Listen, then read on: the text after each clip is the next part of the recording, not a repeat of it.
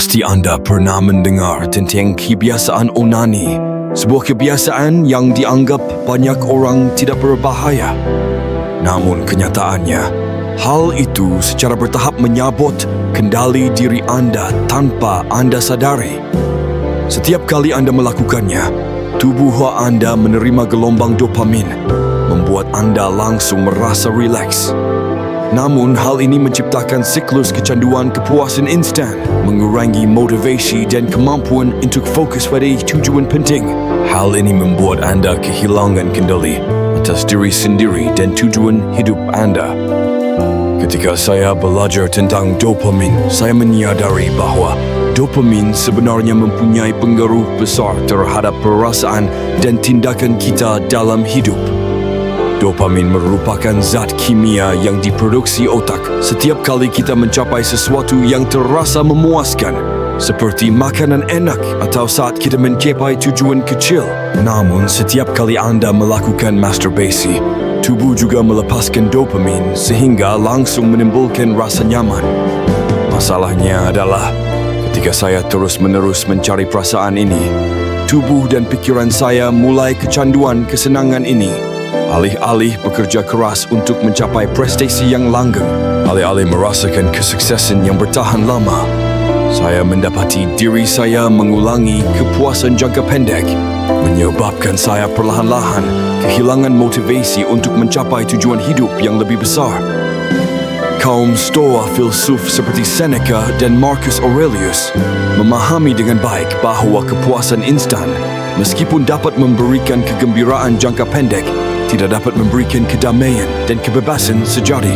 Mereka mengajari kita bahawa jika kita tidak bisa mengendalikan diri, jika kita terus terjebak dalam kesenangan sementara, kita akan menjadi budak nafsu tersebut.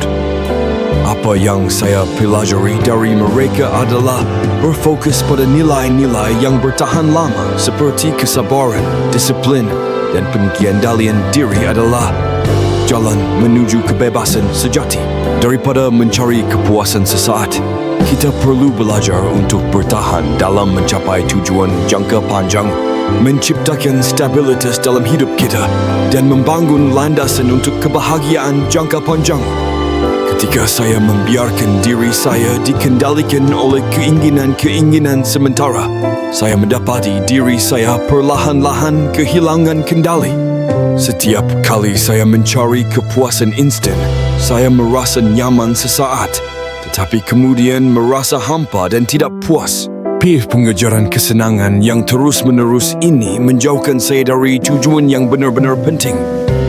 Saya belajar bahawa ketika saya membiarkan diri saya terjebak dalam keinginan saya sebenarnya kehilangan energi dan motivasi untuk mencapai hal-hal yang lebih besar dalam hidup. Untuk keluar dari jebakan ini, saya mulai dengan melatih disiplin diri. Saya menyadari bahawa ketika saya tidak memiliki tujuan yang jelas, saya dengan mudah terjebak dalam kenyamanan. Jadi saya mulai mengidentifikasi tujuan yang lebih besar, seperti pengembangan karier, kesehatan, dan kepentingan pribadi. Saya juga belajar bagaimana mengubah energi saya alih-alih membiarkannya menjadi kebiasaan sementara. Setiap kali perasaan ingin muncul, saya mengingatkan diri saya tentang apa yang sebenarnya ingin saya capai dalam hidup. Saya menyadari bahawa tanpa tujuan yang lebih besar, saya dapat dengan mudah terjebak dalam keinginan jangka pendek yang tidak memberikan nilai tambah dalam jangka panjang. Ketika saya fokus pada tujuan yang jelas, seperti pengembangan pribadi atau mengejar karier, segala hal secara alami kehilangan daya tariknya. Tujuan besar membantu saya tetap termotivasi, sabar, dan disiplin. Ketika saya mempunyai cita-cita yang lebih besar, saya tidak lagi merasa kekurangan, tetapi merasa hidup untuk sesuatu yang penting, yang benar-benar memberi makna pada hidup.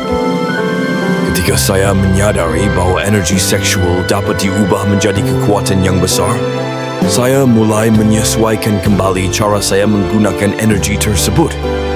Daripada menyia-nyiakannya untuk waktu yang singkat, Saya memutuskan untuk mengubahnya menjadi motivasi untuk bekerja, belajar dan mengejar tujuan jangka panjang. Ketika saya fokus pada penciptaan nilai, energi itu bukan lagi sesuatu yang mencari kepuasan langsung, namun menjadi kekuatan pendorong yang memotivasi saya untuk menyelesaikan projek dan mencapai tujuan pribadi. Transformasi energi ini membantu saya merasa lebih kuat dan tidak pernah merasa kekurangan atau lelah dalam pengembangan pribadi saya. Ketika saya menghentikan kebiasaan ini, saya merasakan perubahan besar dalam hidup saya. Saya tidak lagi merasa lelah atau tidak termotivasi. Sebaliknya, saya merasa lebih jernih dan fokus pada tujuan jangka panjang saya. Saya mulai merasa lebih percaya diri dan energi yang sebelumnya saya buang-buang kini disalurkan ke pekerjaan yang bermakna. Saya tidak lagi bergantung pada momen kepuasan instan, melainkan menemukan kegembiraan dalam mengembangkan diri saya hari demi hari. Perubahan ini tidak hanya membantu saya merasa lebih sehat, namun juga membantu saya membangun hubungan dan pencapaian yang lebih kuat. Terakhir, saya ingin Anda mengingat bahawa setiap perubahan dalam hidup dimulai dari diri Anda sendiri. Tantangan terbesarnya bukanlah kebiasaannya, tetapi apakah Anda berani menghadapi diri sendiri dan berubah. Jika memang ingin meraih kebebasan dan kesuksesan, Anda harus menguasai diri terlebih dahulu. Jangan biarkan perasaan puas instan membodohi Anda kerana kesuksesan abadi selalu datang dari keputusan yang konsisten dan tepat. Tantang diri Anda dan lihat seberapa jauh Anda bisa melangkah.